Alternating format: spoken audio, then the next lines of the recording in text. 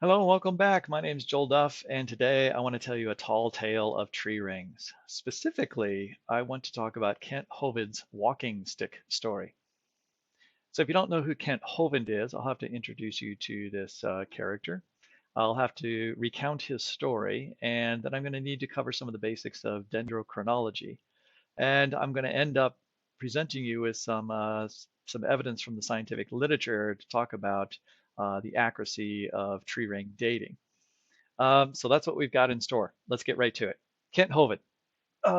If you're a follower of my blog, you've watched my YouTube channel, you'll recognize that I rarely talk about Kent Hovind, right? It's Ken Ham, it's Institute for Creation Research, Creation Ministries International, some of these large ministries.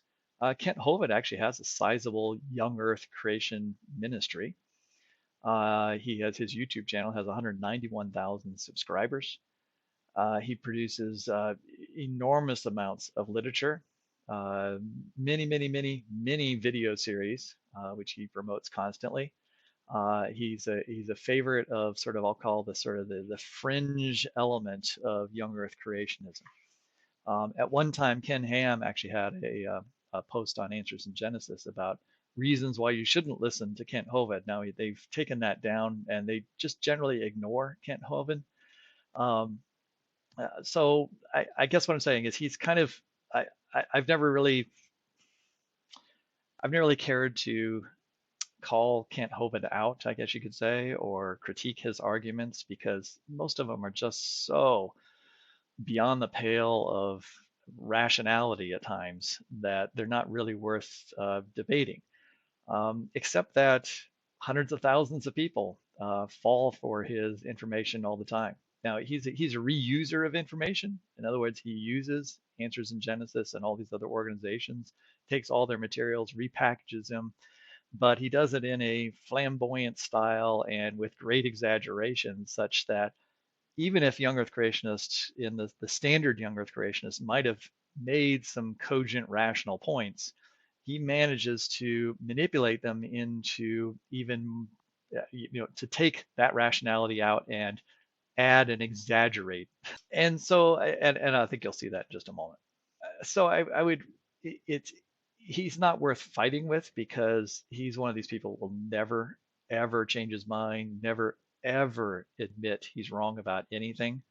And having followed Kent Hovind for some 25 years, you'll realize also that he doesn't incorporate new information very well. He's pretty much repeating the exact same stories he told 20 years ago.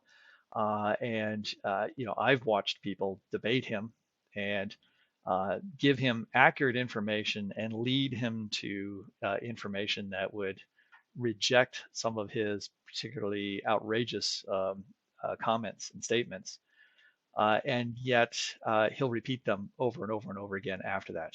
And so I don't have any illusions that he would watch this or that anyone pointed out to him or anyone would listen to this and then go to him and say, oh, yeah, what about this? And he would go, yeah, I hadn't thought about that. I need to think about how that would fit with my particular viewpoint. And I'm not even talking about just, my viewpoint of young earth creationism, but my views on this specific piece of evidence.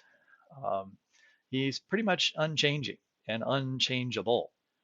But nonetheless, I think it's instructive to look at this form of argumentation that Kent Hovind has and the kind of influence that his rhetorical style presents. And so let me just tell you the story he tells. All right, so I'm actually going back here to this is a screenshot from a video from Kent Hovind official YouTube station, and I'm not going to play the video from there because I don't want to get into any sort of copyright battle about that. So I'll just tell you what he says. All right, and he recounts this story. That's the basis of this video. So in this particular video from probably almost 7 years ago now, he mentions a variety of different things.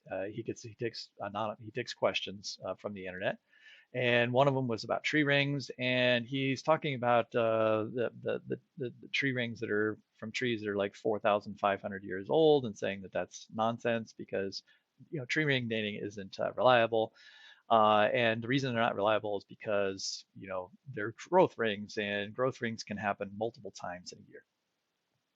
All right, so that's the common, you know, response to, hey, look, there's tree rings that are of trees that are dated to be older than the flood. And so how can you explain that? Well, multiple rings happened in a single year.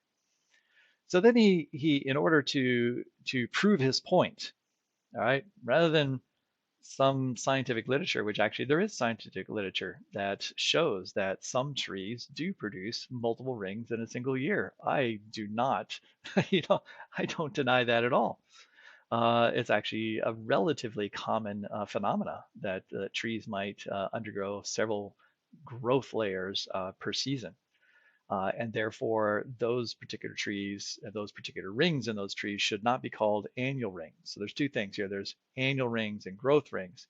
All annual rings are really a form of growth ring, but not all growth rings are annual rings. Now, Kent Hovind kind of acts as if, well, if people think that they're annual rings, they mean that all of them are annual rings. And this is a very common um, strategy, right? Hey, you call these annual rings. I just showed this example where they're not annual rings. Therefore, none of them are annual rings.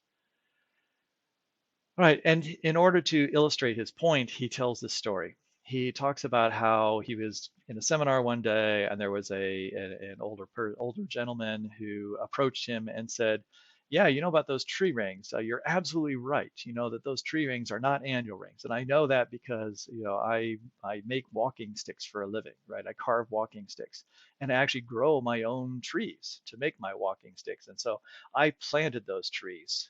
And I watched them grow over a number of years. And then at the right time, when they reach the right size, I harvest them and then I carve them into these walking sticks. And I can tell you, Kent Hovind, that I know that those trees, when I harvest them, were 7 years old, and yet they always have at least 11 rings and sometimes many more rings than that. And Kent Hovind will say, look at that, proof that these dendrochronologists don't know what they're talking about, and they can't possibly put together a long chronology spanning thousands of years and even multiple thousands of years, right? And they certainly can't push their chronology past the 4,350 years that have been present since Noah's flood. Now, I point out that he told this story 7 years ago because I just listened to another YouTube video with Kent Hovind in which he's taking questions, and somebody asked about tree rings, and he told the exact same story. And I mean, virtually word for word, right? He has these common responses to questions, and he says them over and over and over again. Now, nothing wrong with having common stories. I certainly have them in my classroom, and I've told some of the same stories many, many times. The problem with this particular story is that I know it's been responded to, just like I am going to today. And I know that he's probably heard those responses because he's been told them either in chat groups or directly on YouTube discussions and interactions. And yet he just persists in telling the same story again as if this is his evidence. This is his proof.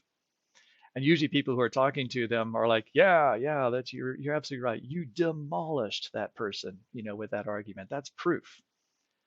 Um, I can't call himself a scientist if he thinks that that is a form that is possible evidence that could be used to build a proof that dendrochronology is not an accurate science. But it certainly isn't proof, right? And let's just think about trees for a moment. Um, and while I'm talking, I'll put up the first article I'm going to talk about. Um, okay, so I said, hey, multiple rings in a single year. I have no problem with that. There are many trees that have multiple rings. Now, what I would have asked this person had the individual come up to me in an audience and said, "Hey, I've grown these trees for 7 years and they have 11 rings, so therefore dendrochronology is false. You can't use tree rings in order to date anything." My first question would be to that person, well, what type of tree was this? Ken Hovind, and all the different times I've heard him tell this story, has never said what type of tree this person was growing. He's also never revealed, as far as I've heard, where this tree was growing. Was this person living in Florida? Where was this seminar? There's a big difference in terms of where trees grow, because the thing about trees is trees that grow in very temperate climates where there is a large difference between summer and winter, that's where we find trees that have distinct annual rings, where they have a very fast growth in the springtime, right? Things warm up, the hormones start surging in the tree, right? The energy starts flowing. They quickly grow and expand, right? The outer ring of their what's called the vascular cambium, which is the layer of cells that are actually actively dividing. They divide very, very quickly, and that forms a whole bunch of cells. And they're all growing and expanding very quickly, so they're fairly large. And then as the summer goes on, all right, the growth slows down and we have smaller and smaller and smaller cells as a result. And that gives this distinctive pattern of early growth versus late growth later in the season. And then there's stasis and a pause, right, during the winter season. And so you get these very distinct growth rings, which almost always correlate or correspond to what we'd say are annual rings. And there's been so much testing of that, whether they're annual rings or just simply a growth ring. Now, this person who's growing the walking sticks, if they're not living in a northern climate where there would be this climate change, right, each season, creating these different annual rings. And if they're just living in an area where, hey, it's it's warmer and cooler at different times of the year, you can get multiple bursts of growth that create growth rings that very much look like annual rings, but they're not annual rings. And so there are many trees, especially tropical trees, that go through several seasons in a year.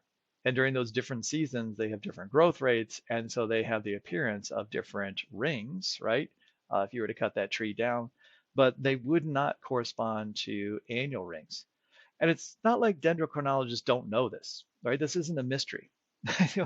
There's entire journals devoted um, to investigating and understanding growth rings and comparing growth rings and annual rings and testing the idea whether something is an annual ring or whether it is just a growth ring.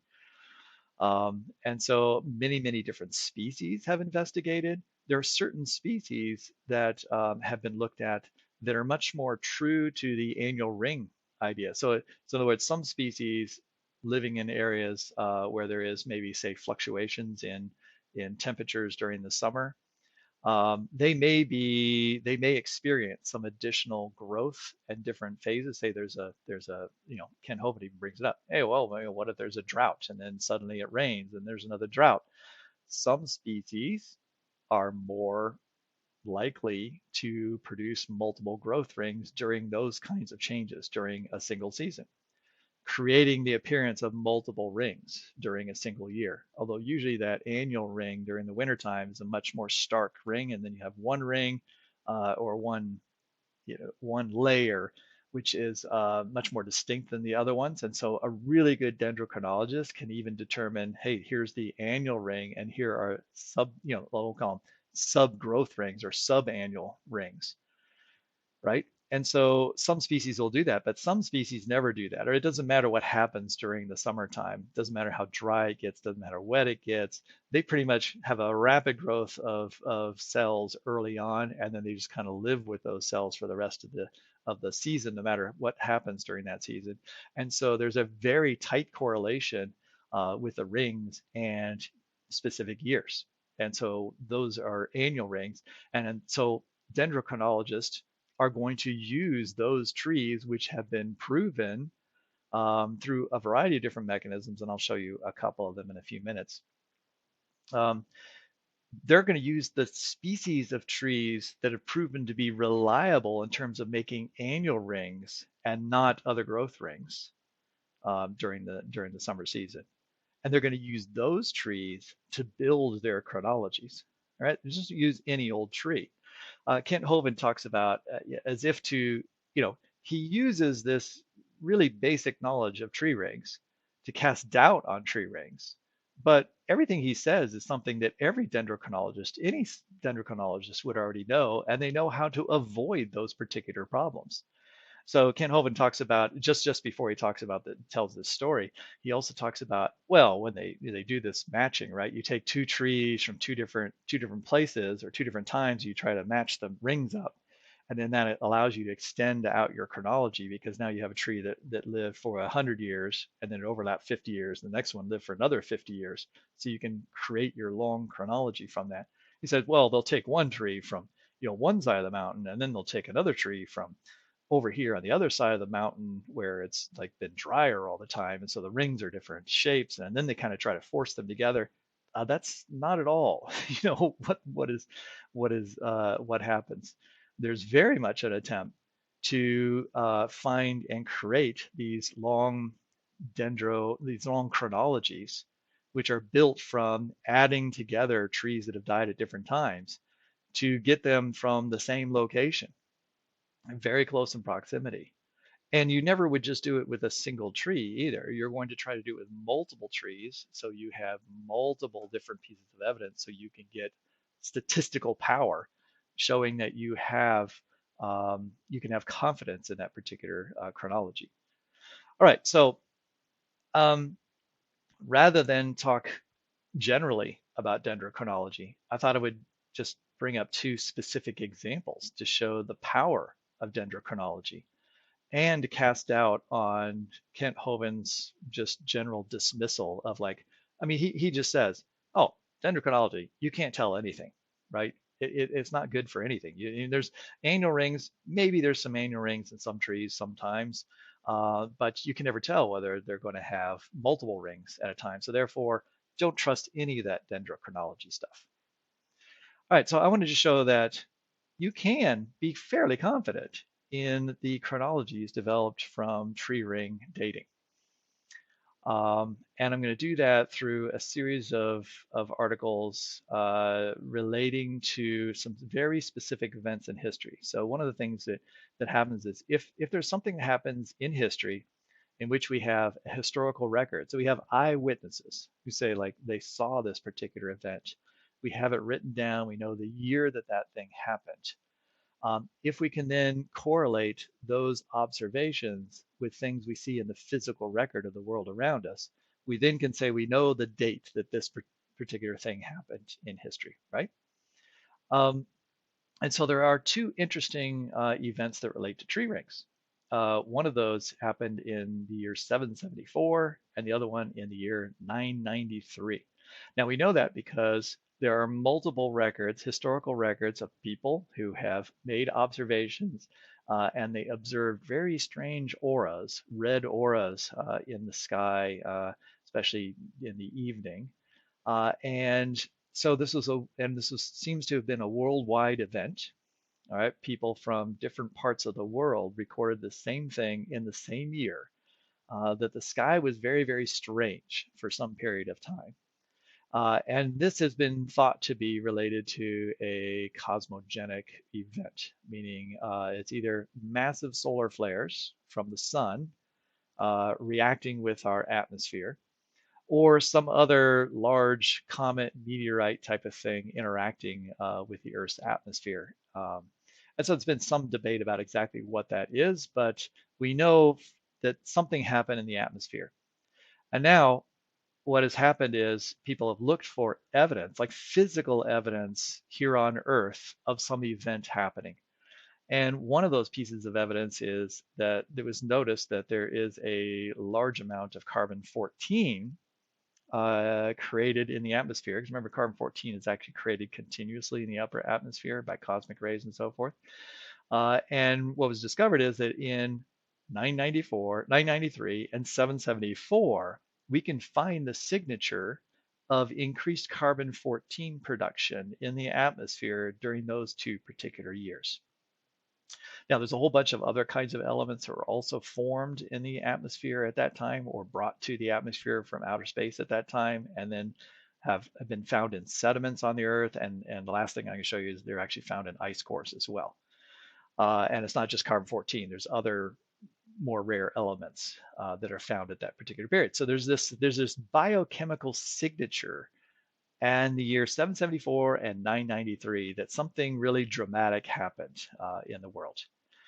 And so I'm looking first at this paper from 2018 in Nature Communications, and this particular year, this particular paper recounts, hey, we've got all these different, and well before 2018, well before the discovery of 774 and 993, people looking through historical records and discovering this event, people had already formed dendrochronologies, right? They'd already formed these long chronologies using counting back tree rings from one tree to another, looking at old historical buildings where we know the date, and then looking at the tree rings in there and matching that up with another piece of wood from that particular area, or some log that was in a bog. All right, and we're putting together all these pieces of wood with the tree rings and forming these thousands of years of history, where we can count back from here, from today, all the way back in some cases, 8 or 9 thousand years. Now, there are some trees that themselves are alive right now that have 1,500 rings, and so you can count back 1,500 years. Or the tree in, where is it, in New Mexico, that's 4,000, has 4,700 rings, right? And if those are annual rings, then you're counting back 4,700 years. Now, if you have a dendrochronology, right? If you have this particular paper talks about 44 different tree ring records. So there are 44 pretty well-established tree ring records that people have produced, different research groups have produced, and the dots represent where they're at. All right, and so I just want to point out, like, so here's where these dendrochronology records are. There's a bunch in Europe, a couple from South America, and then you have ice cores as well. We'll talk about those later. A couple from New Zealand down here. Now, what do all these particular places, where do all these dots have in common? I'll tell you what the dots have in common. They're all from either northern latitudes or southern latitudes where there is very distinct summer and winter seasons. In other words, these are places where over the last 10,000 years, you expect there's been a strong summer-winter relationship, and therefore trees that have grown in those places are going to have annual rings. There aren't any dendrochronological records from the mid-latitudes, because those trees don't produce reliable annual rings, and so you can't produce a reliable chronology. Dendrochronologists know this. They would love to have a chronology from mid-latitudes, because what dendrochronology allows us to do is look at something about climate from those times, because you can assess the amount of carbon-14 in those rings. You can assess the number of some other elements that are trapped in those rings. The width of the rings tells you something about the growth, the climate that particular year. And so by looking at tree rings, you're actually looking back in time at a historical record that's saving you information about the climate. And so, you can be sure that climatologists would love to know something about the climate from this particular region over the last several thousand years. And yet dendrochronology can't really tell us anything because we can't produce a reliable chronology. That's how science works. I mean, we know the limitations of what can be done, and we don't. No one, not without trying. All right, scientists have certainly tried this, but no one has succeeded in convincing other scientists that you can make a reliable chronology using tree rings from mid-latitudes. Now, you might be wondering about some of the dots right here. Well, these are actually high up in the mountains. So that, this bristlecone pine right here that has 4,700 rings is growing way up high in elevation. It has a very short growing season.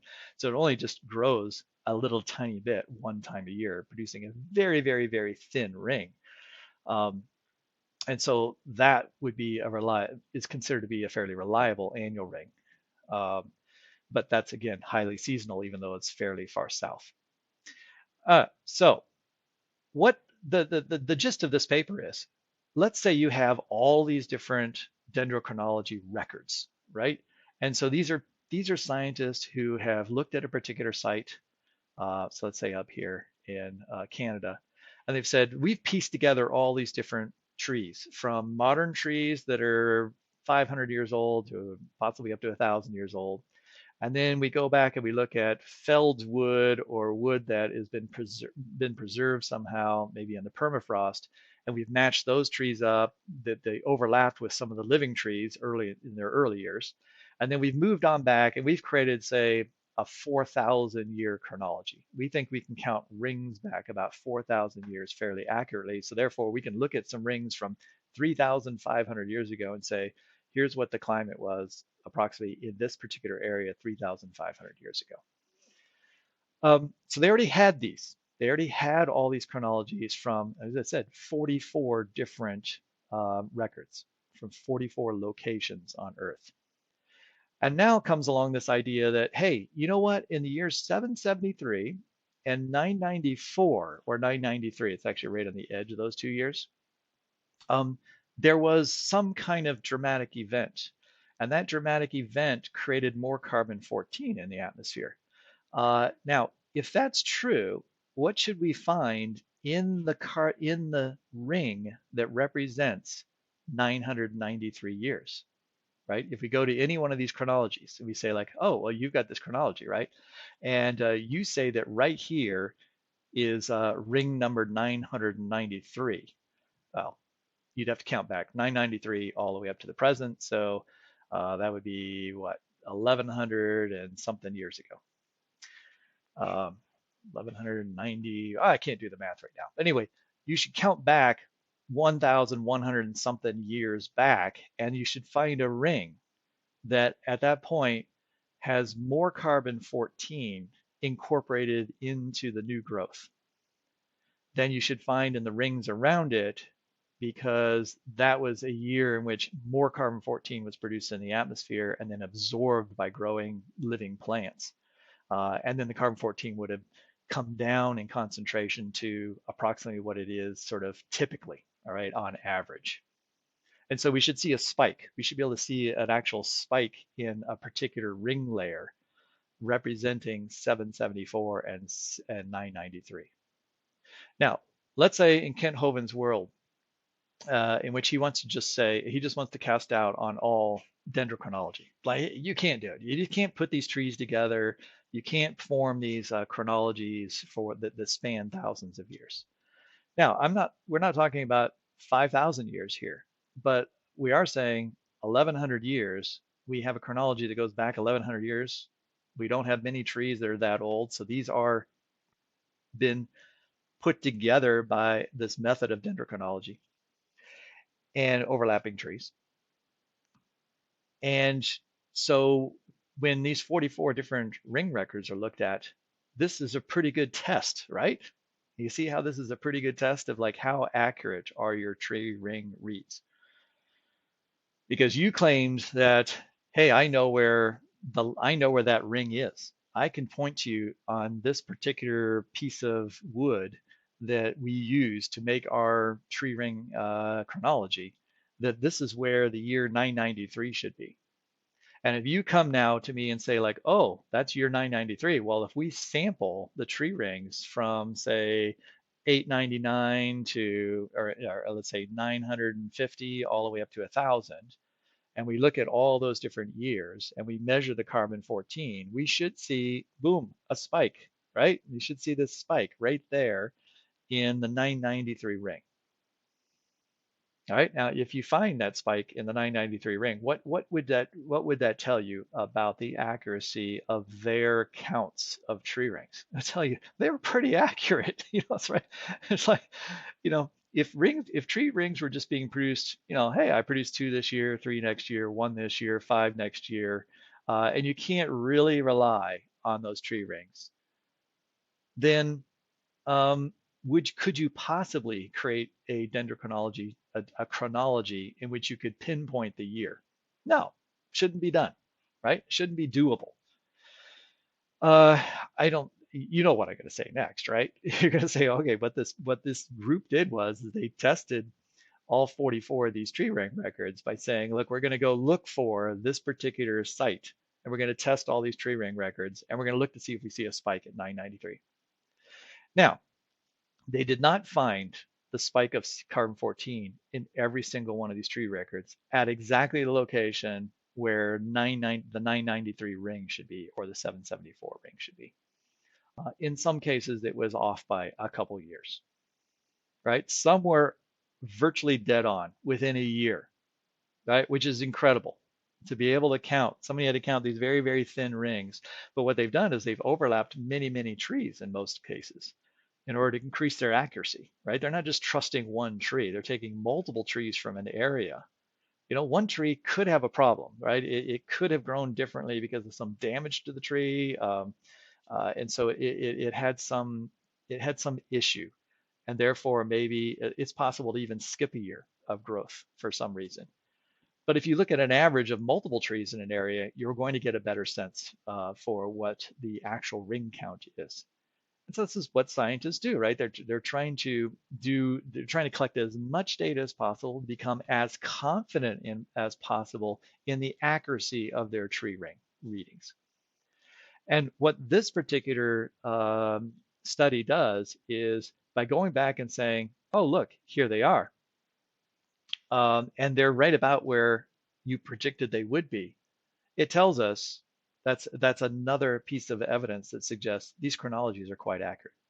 Now, I want to be very straightforward here. Not every single one of these 44 tree ring records extends from present all the way back to that particular time period. Some are called floating chronologies, where they have maybe 1,000 years or 500 years of chronology, which is they haven't been able to connect to other chronologies because they're missing, like in that particular area, they couldn't find a log that sort of spanned the gap. And so they didn't necessarily know exactly where that fit into history. So in some cases, not every one of these 44 tree rings did they know this is where year 993 was, but they did have an idea of like, this must fit within, the years. This our chronology fits within the years of 500 to 795, say, right? We know it's somewhere in there, 500 to 800 years. We got this 300 years of tree rings, but we don't know how it connects to other things. All right, well, you come along and say, well, we got this 774 signature, right? And you're pretty confident you're in this range that includes the 774. They could go in and look at the carbon 14 across all the rings and then see where the peak is and go like, there it is. There's your 774. And then they're like, awesome, because now we weren't sure exactly what year all these rings were, but now we know that's 774, and now we can count backwards or forwards from that particular line, the 774 line. And now we know that this is 774, and down here, this ring down here must be 652. And so this type of data, and this is the reason they do this type of stuff, right, is like really precise markers that say like, we know that's 774, and we know that's the year 993 when that particular thing happened. And now we can make our dendrochronologies even more accurate. But the thing I'm emphasizing here is the dendrochronology estimates from tree ring readings, just reading tree rings, was already really accurate, already really amazingly accurate. And so these locations and this particular data suggests that trees can faithfully produce annual rings, and then they're not just producing 3 rings one year and 1 ring the next, and we can't know whether that's happening or not. There's plenty of evidence that this does happen, that annual rings are produced. All right, so now that brings me to the present, the last month. Since this discovery of the 773 and the 994 or the 993 date, other scientists looked at that and go, hey, we can answer some other questions we've had, all right, about history. Because now we have this really precise marker where we can just go look for this particular tree ring. And if we know we can find that particular tree ring, we can then date other things around those tree rings. So this was a really nice, I thought this was a really cool example. So this is published in Nature just a month ago. And in this particular paper by Kutems et al., they were interested in the question of what was the very earliest evidence of Europeans in America. And there's been some debate about this. There's been debate about exactly when Newfoundland was, the Vikings came to Newfoundland, right? There's, everyone kind of agrees now, right? The Vikings got here first. But we weren't exactly sure what the year was. There's sort of a 20, 30-year window kind of in there, which kind of like we're not sure where that is. There is some evidence out there that is sort of imprecise evidence, imprecise ways of dating that kind of get us within some range. And then they realized, hey, there's this location, this first settlement that we think that we have found, and they chop trees down, you know, and some people have suggested that they chop these trees down um, around the year just after 1,000, right, AD. And if they chop those trees down, well, those trees, some of them are going to be like 30 or 40 years old. And if they're 30 or 40 years old, some of those trees should have made a tree ring in the year 993. All right. So if they use trees to make their huts and buildings that include the 993 year ring, well, if we can go look at those trees, look at the wood that they used, and find the 993 ring, the carbon 14 signature, then we can backtrack in that particular tree back to when it was cut down. And if we can discover the day or the year in which it was cut down, we'll know the year they began to build that particular settlement. And that's probably a pretty good estimate of when they arrived at that location. Now, maybe we haven't found the very first settlement, but there's some nice evidence that this would be a location that, hey, you pull up on shore, you go in, and you start building something to survive, right? This may be really one of the earliest, if not the earliest, settlement.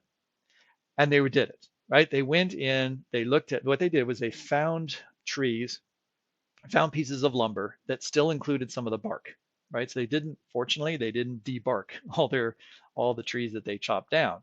And so if you have the bark, then you know what the very outer ring is, right? So right underneath the bark is your first ring. That's what happened this last year. The year you cut it down, that's the ring. And then as you count into the rings, what they asked was, where's the 993 ring?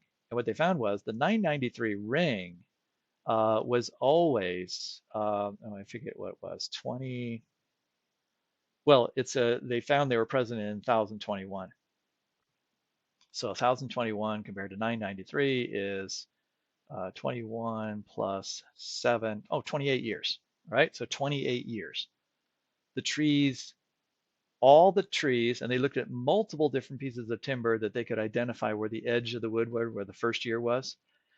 And every single time the tree had been cut down 28 years after the year 993. So they were identify, here's the specific ring that it's the 993 ring.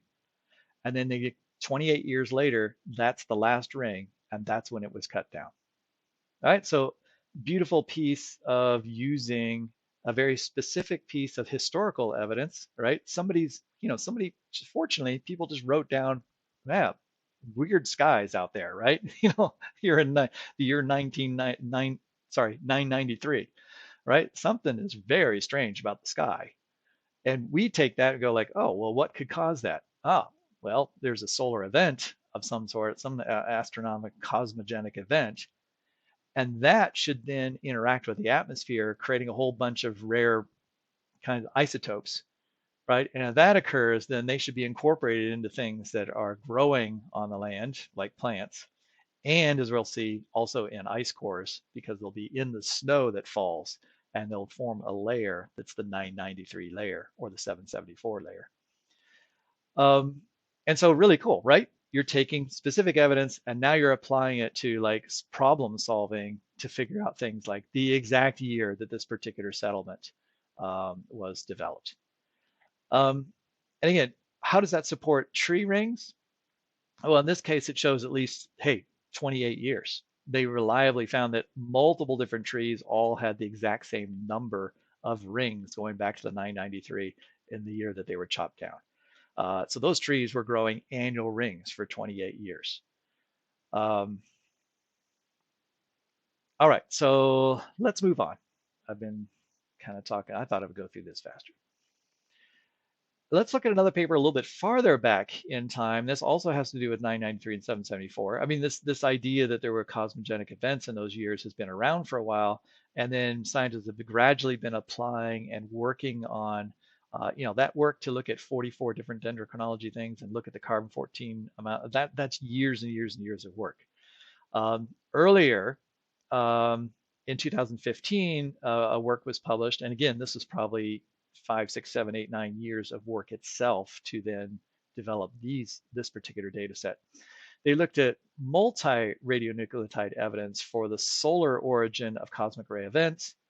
And so they were trying to show that it was probably a massive solar burst, um, which this is relevant. You might go, well, why do people study this stuff? This is relevant to today. There's a concern, and we have protections built into much of our electronic world against solar flares. You hear about this idea that if there's a large solar flare, it can knock out our satellites and communications, and it disrupts things. And there have been concerning things that have happened in the last decade where there's been local events of solar flares knocking stuff out. But what they're suggesting is here we have actual evidence that in the years 774 and 993, there was such a massive solar flare event. And they try to estimate in this paper, I'm not going to go through this stuff, but in this paper, they estimate the size of that solar flare event. And it's like 100 times larger than any measured solar flare event we have from the last 100 years. And the implication is if this were to happen again today, that we would have very serious disruption of all of our communications and all of our electronics on Earth. And so trying to understand just how big this event was and understand anything about it helps us prepare for the potentiality. Because if this is the sun that did this, then that's kind of the question here. Did the sun actually create this event? If the sun did that twice in the last 15, 1300 years, you can't say to yourself, it won't ever happen again. It wasn't that huge of a disruption back then because they didn't have electronics. But it would be a big, big, big deal today if it occurred today. So anyway, this is why these types of things are studied. This is why so much effort is put in place to do this. But we get the side benefits of it in the terms of being able to understand chronologies and so forth. All right, so what they did here was they looked at many different other nucleotides, not just carbon-14. Right? They looked at beryllium and uranium and a few other things. Right? And, no, sorry, not uranium, beryllium and it was selenium, or I've forgotten now, and I don't have it copied here. And they're looking at those in other locations, not just in tree rings.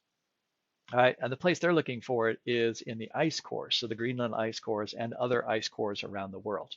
And sure enough, they find that signature. So at this particular, in these 2 years of 774 and 994 or 993, if you go down through the ice column from ice cores have been taken from, in this case, Greenland, but there's also many other ice cores from other polar regions, both South Pole and North Pole. They discover that this is a worldwide event. And that's the other thing that the previous paper showed as well. This happened everywhere in the world. The whole world experienced these events. It's not local. And so ice cores all over the world, if you measure the amount of beryllium and other isotopes, they're rare isotopes, you'll see a peak, you'll see a spike in the ice cores. And you find those spikes in 2 different locations. In this case, I've just drawn a crude graph of taken ice core. So here's our ice core, which is in some places grip 2 and grip 1, sort of in the center of Greenland where the ice is the thickest. You have over a kilometer of ice.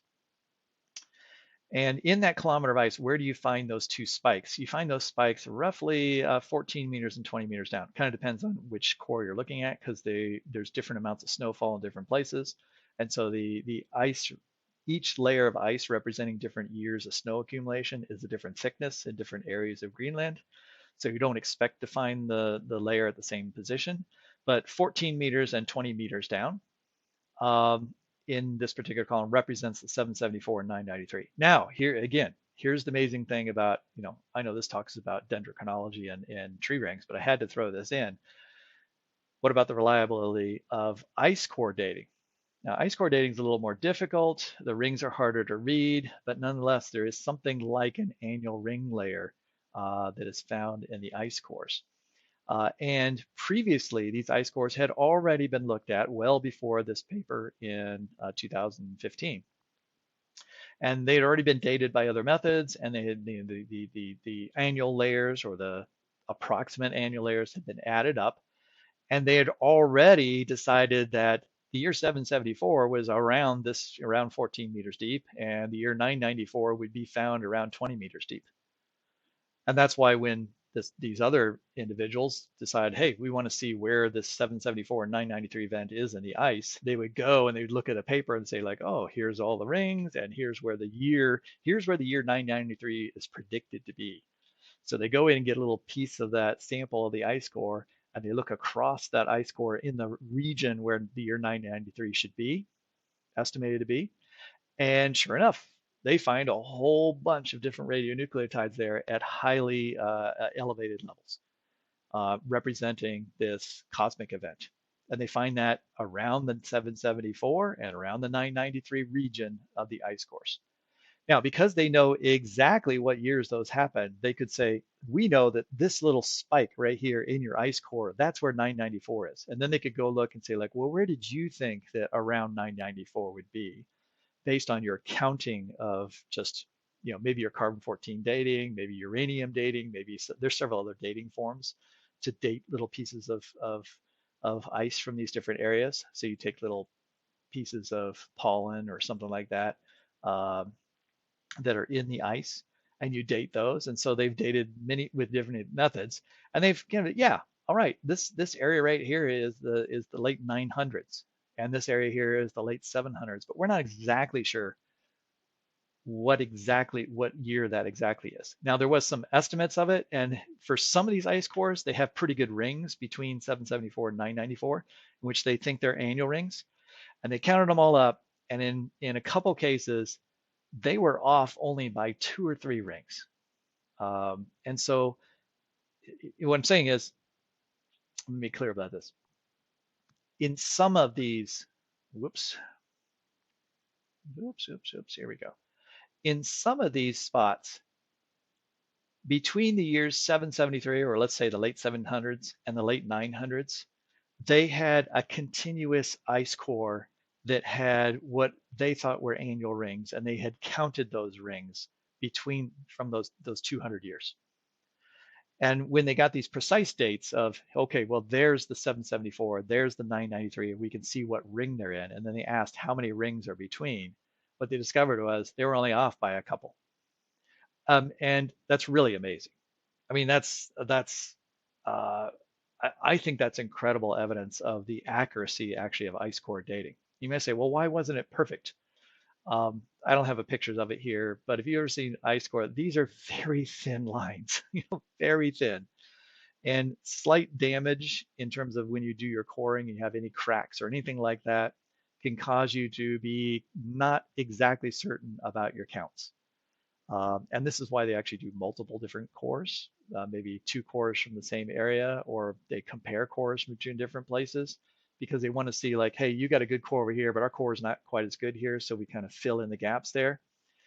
And once again, you go just back up and ask yourself, what if everything they did was just totally bogus, right? I mean, you really can't count it. These ice layers. They're not really annual rings and different locations. And if you're using one data to fill in data from another because they don't have good data, isn't that manipulating it all? But if you come up with a chronology that later on you know exact dates, and then your chronology, which you did all this other work to figure out, and you get the same result or very close to the same result, that's really compelling evidence that the ice core data is very accurate, right? At least within these years. Now, I'll admit, when you get down to 500,000 years ago, it gets really hard because the layers are so thin, and in many cases the actual annual layers probably aren't visible. Okay, now the other thing I want to show you from this is, and this is what I would point Kent Hovind to and others, is look where these are found. This is 994, and it's only found 20 meters down from the surface. 20 meters. How much ice is there? 1,200 meters. Okay, 1,200 meters. You have to ask yourself, how long would it take to lay down 1,200 meters if the top 20 meters, let's say the top 30 meters, maybe the top 40 meters, and I know they've actually, the time of Christ, right, 2,000 years ago, that's about right here, right? And there are events actually that occur around that time for which there is evidence in the ice cores, right? So we can be pretty confident about the history in this top 2,000 years. And then you go back here and you say like, hey, I've got another, 2,000 years or so. Actually, I'm way overestimating this. 2,000 years is only going to be about this much. All right, another 2,000 years about this much. All right, now I'm making a giant mess. But I think you get the point. Um, if you go down farther here, if you just ask yourself how long will it take to produce all of this, it's gonna be 100,000 years or more to actually lay down all that ice. When the rings in here look pretty much the same as the rings here. There's one other event that I would just show you, and that is because I've talked about this several times before, the Toba super eruption. That is the largest volcanic eruption that we know of that has ever occurred on Earth, and it's estimated to have happened 76,000 years ago. There is an ash layer signal right here um, that represents 76,000 years. And that's from radiometric dating, the 76,000 years. And as I've pointed out before, this super eruption occurred in the young Earth creation timeline after Noah's flood. So according to young Earth creationists, this particular spot right here must be before the Ice Age, but after the flood. So therefore about 4,300 years ago. So even if they're right about that, you still have all this ice. And where did all this ice come from? Because after Toba is when the Ice Age was. So where did this ice get submitted? We could go on and on and on about the problems that the Greenland ice cores present to young Earth creationism. But I would let's just get rid of my erase all ink. I would just go back and say like, hey, if I was a young Earth creationist and I asked you, hey, where would you, if you've got a kilometer of ice, and where would you expect to find the year 993? All right, 1,000 years ago, or 1/4 of the time since the flood. I wouldn't expect them to say it should be 1/4 down, but I certainly wouldn't expect them to say it should be found right at the very top, right? It's just not very far from the very top of the ice. That's because all of recent history, all of human history, really fits just within this portion of the ice record. Um, that thing like how back in the I'd say sometime shortly BC, 100 BC to up around the time of Christ, there was a lot of lead production to make lead glass and so forth. So there's a lot of smelting operations. You can actually see that right here in the ice cores, right? And there's other places in Europe where you can see that. And it's all at the very top of the sedimentary record, or the top of the ice core record. It's not way down, all right, very far. There's often a very deep chronology and a deep history that lies below that, all of which must lie above a global flood. So young Earth creationists would say this is 4,500 years ago, and somehow all of this ice was produced. But alas, I can't spend too much more time on that. Let's do a separate video on the Greenland ice core sometime. Yeah, so let's just extend our dendrochronology just through a couple other examples. I've done a whole video on the New Zealand swamp kauri trees. And these are trees that are found buried under multiple meters of mud in swamps in New Zealand. And so here they are cutting it open. It's still relatively fresh wood. It's not fossilized. And yet we know, if you go to that video, we know that these are many, many thousands of years old. In fact, this tree is thought to be 42,000 years old. And so by carbon-14 dating and other forms of dating, they've identified this particular tree, which was dug up out of one of these swamps, to be probably about 42,000 years old. Now, what's really interesting about this particular tree, it has 1,500 rings, right? So even if it lived 2,000 years ago, it has 1,500 rings, which means it needs another 1,500 years to grow before it died. and got buried in this particular swamp. More importantly, this particular tree was predicted. Right? There's other evidence from other places in the earth about how the magnetic poles have reversed, and when the magnetic poles reverse, that affects other kinds of things in the atmosphere that would then get incorporated into the tree as it grows. And so there was a prediction for this particular tree. It said, look, your carbon-14 dating suggests this tree grew around 42,000 years ago. And we know that uh, from other places in the world that about 42,000 years ago, there was a polar reversal, right? And so if that tree really is 42,000 years ago, based on your carbon-14 dating, we should actually be able to see the polar reversal occurring in those rings. And sure enough, they do a cross section of the tree. They look at the different kinds of nucleotides, uh, nucleotides. I'm thinking DNA, sorry, radionuclides, right? And they look at those across the different tree rings, and they can see this change in them during the time frame in which that polar reversal is said to have taken place. Again, confirmation of the radiocarbon-14 dating of the tree, because other dating methods were used to figure out that polar reversal. And so by using one date to then predict how old this tree is with another form of dating, and then actually see what you predict to find there, all of that is just evidence that our dating methods are very accurate. Lastly, I would go to, this is a picture I took at Fluorescent Fossil Beds in Colorado.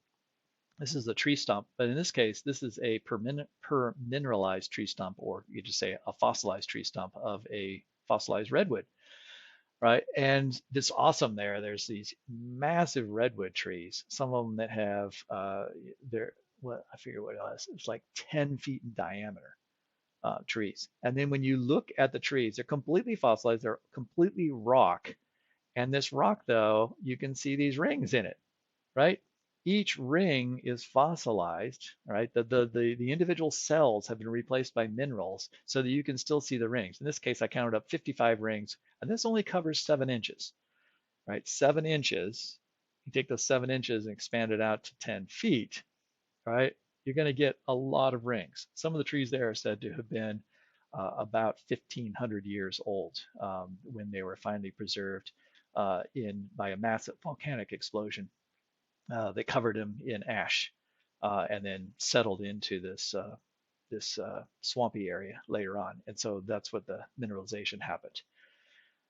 So here you have in the fossil record, you have trees with these tree rings, and you can see the different sizes of those tree rings there too.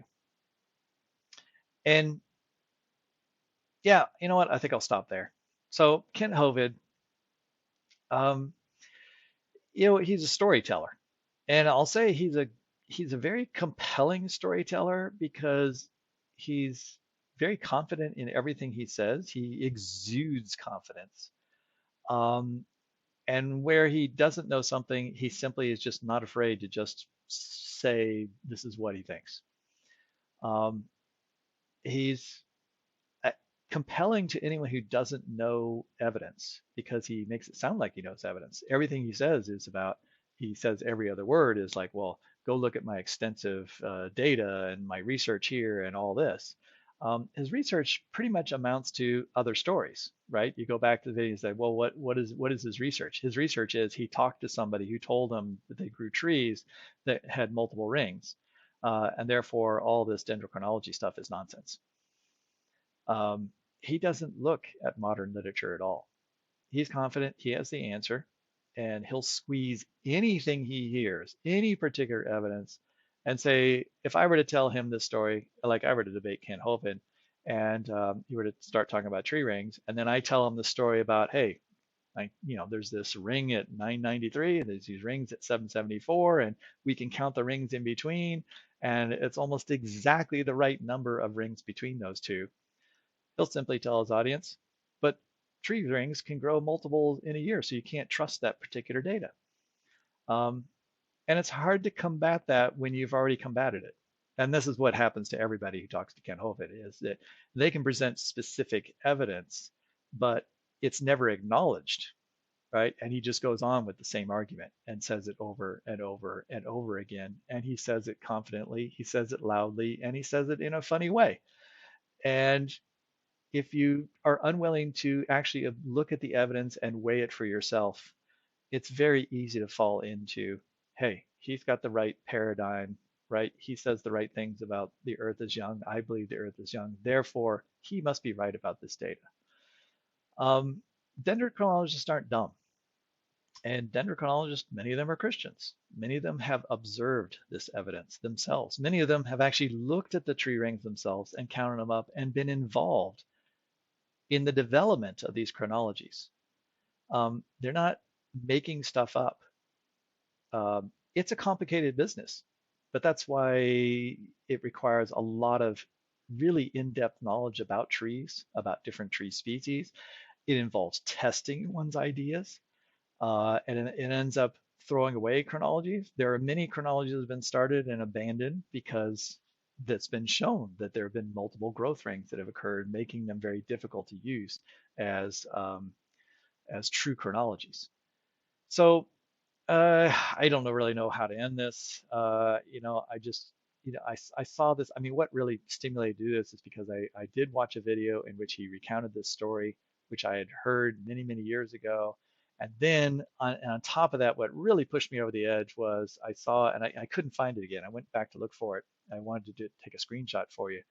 I saw, I think it was a Reddit discussion thing, and somebody brought up and mention this exact thing about somebody who makes walking sticks and after 7 years they harvest the trees and they had 11 rings and therefore dendrochronology is false. And they didn't acknowledge Kent Hovind there, but that's a Kent Hovind story, right? And so that gets out there, and it's a very simple story to tell, and it's like this magic wand, right? Anybody mentions, oh, tree has 4,700 rings, or this other tree, there are other trees that have been dated to 9,000 years old that are living today. These trees are thought to be older than the Noah's flood, and therefore you should doubt Noah's flood because of that. Well, I'm not going to do that, so therefore, hey, I got this story about this walking stick, and ta-da, it's my magic wand. I can just eliminate your evidence because obviously, you know, tree people, it's like tree people are dumb. They don't know what they're talking about. Don't they know that trees can make multiple rings? And why do they ignore that evidence? Because they hate God, right? They hate God and they're trying to destroy God. And that's why they count their rings wrong. That's just nonsense. And that's not carefully considering the data. Yes, the data is challenging to young Earth creationism. But you simply shouldn't make up stuff to support your particular viewpoint and your particular interpretation of the Bible just to make it fit. Um, it should fit on its own. And with careful inspection, it should fit if that's the truth. But I digress. Thanks a lot for listening. Again, my name's Joel Duff, and I've written about some of these things on thenaturalhistorian.com. And please subscribe to my YouTube channel. Thanks for listening. We'll talk to you later. Bye bye.